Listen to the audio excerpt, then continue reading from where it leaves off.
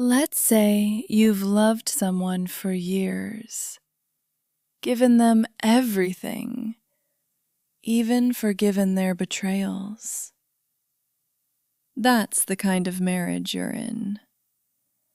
And one day you stop and ask yourself, is it this relationship or my dreams? Believe it or not, Napoleon once faced a question very similar to that. A decision so important that historians still talk about that night. But before we get there, we need to talk about how a young man from Corsica rose to an empire. How he silenced the Pope on his way to power. And how everything eventually came crashing down. Part 1. The Unexpected Coup. France, 1799.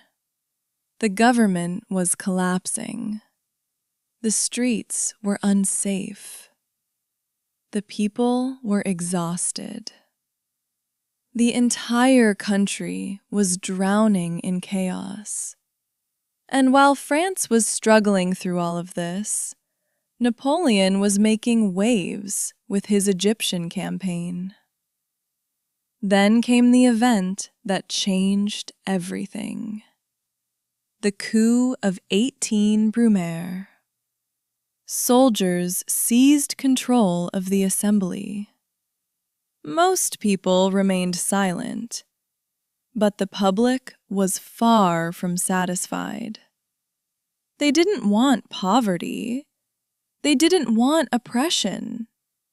They wanted a hero, a Superman, a Batman, any savior who could rescue them from the chaos. Honestly, they didn't care who it was, as long as someone saved them. And standing right in front of them was Napoleon. Strong, determined, idealistic. Everything people wanted to see in a leader. And they loved him for it. Now this is where the story becomes truly interesting. Napoleon was about to become emperor. The stage was Notre Dame Cathedral in Paris. The ceremony was magnificent, and Pope Pius VII had traveled all the way from Rome. His purpose? To place the imperial crown on Napoleon's head. But something happened that no one expected. For centuries, the tradition had always been the same. The Pope took the crown and crowned the emperor. That was the rule. The crown arrived. The Pope reached for it. Everyone watched. And then Napoleon took the crown from the Pope's hands and placed it on his own head. Everyone was shocked. What did this gesture mean? It was as if Napoleon was saying, "You didn't create me. I came on my own. I owe nothing to anyone. Not to God, not to the church, not to you." And perhaps the strongest evidence of this moment can be found in Jacques-Louis David's famous coronation painting. Look closely. The crown is in Napoleon's own hand, ready to be placed. A subtle detail, but a powerful message. Napoleon trusted no one more than himself. Part 2. Maria Walewska, the woman Poland sent to the emperor. By now, Napoleon stood at the very peak of Europe. To many people, he looked less like a ruler and more like a savior. And nowhere was that hope stronger than in Poland, a nation that had been torn apart by powerful neighbors, a nation desperate for help. So, the Polish elite sat down and made a plan. How do you influence a man like Napoleon? How do you persuade him? And then they came up with an answer. A woman. Her name was Maria Walewska, 20 years old, young, beautiful, intelligent. But there was one complication. She was already married. The Polish leaders approached Maria, and they made an extraordinary request. For our country, get close to Napoleon. Now, gossip alarm! Think about what we just heard. A married woman being asked to begin a relationship with Napoleon for the sake of her country. Let's just pause for a second and let that sink in. You could call it one of the strangest diplomatic strategies in history.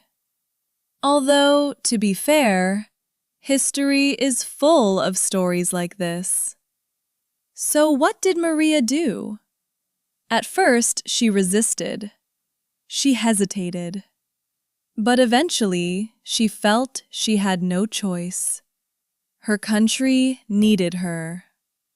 What began as duty slowly became something else, something real. Over time, the relationship turned into love.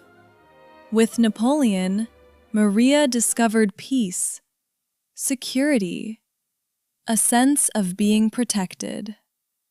And Napoleon?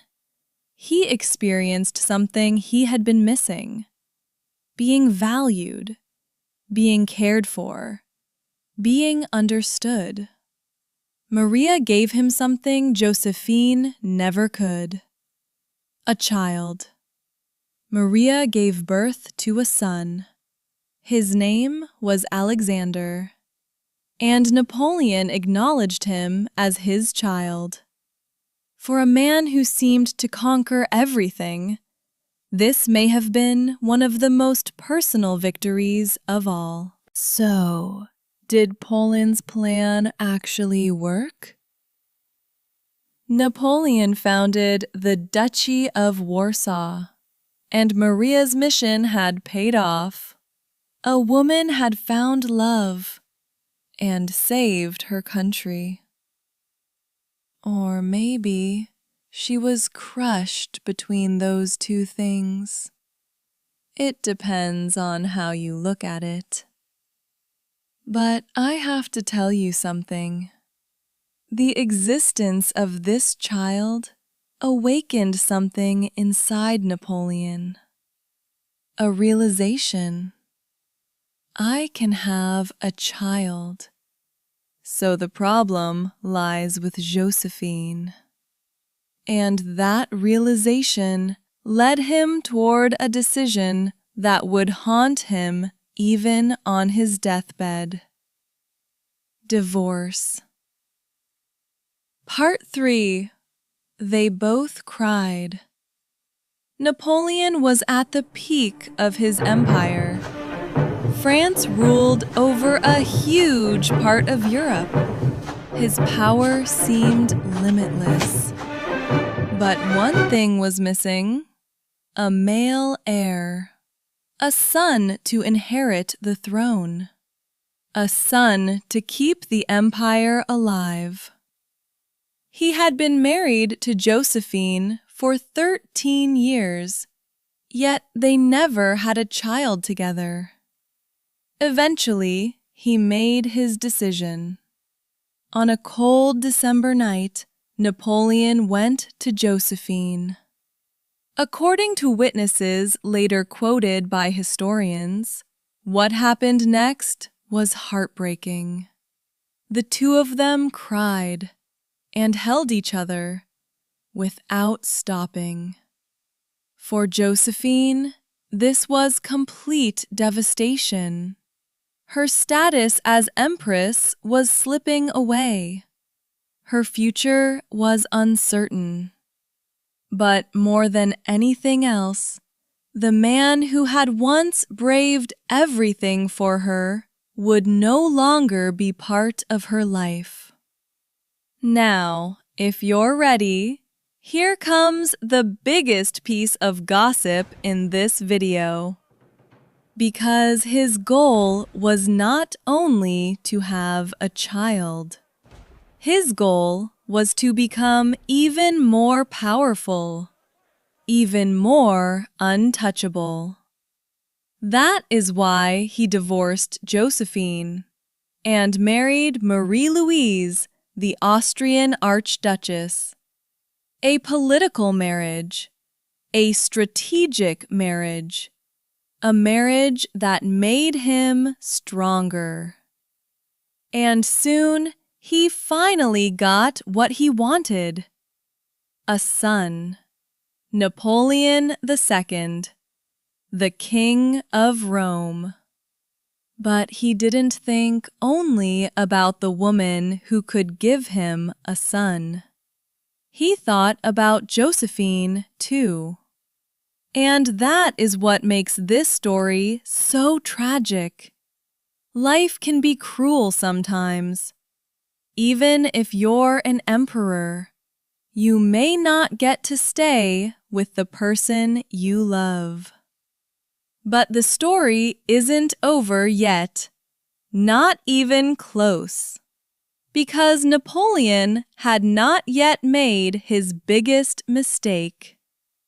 Russia, 600,000 soldiers, and one of the most agonizing retreats in history. Then came the midnight escape, Waterloo, and the greatest mystery of all. Did Napoleon really die? Or was he poisoned? In the third and final video, we reveal every one of those secrets. Like the video, subscribe to the channel, and turn on notifications, because there is still plenty more gossip to uncover. See you in part 3. Okay.